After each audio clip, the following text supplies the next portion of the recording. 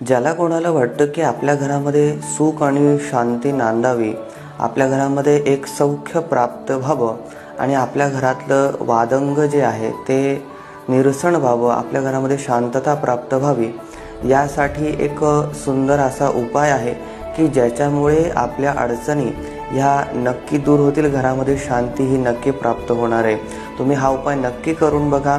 हा उपाय असा आहे की जो भीमसेन कापूर प्राप्त होतो आपल्याला दुकानामध्ये, तर तो कापूर आणावा आणि तो जो कापूर आहे तो कापूर चांगल्या तूप, आपलं गाईचं जे गावठी तूप असतं, चांगल्या तुपामध्ये बुडवून घ्यावा आणि आपल्या घरामध्ये त्या कापुराचं जर आपण त्या ठिकाणी प्रज्वलन केलं, म्हणजे तो कापूर जर आपल्या घरामध्ये जाळला, तर आपल्या घरामध्ये एक नैराश्य जे आहे ते दूर होणार आहे आणि सुख समृद्धी प्राप्त होणार आहे.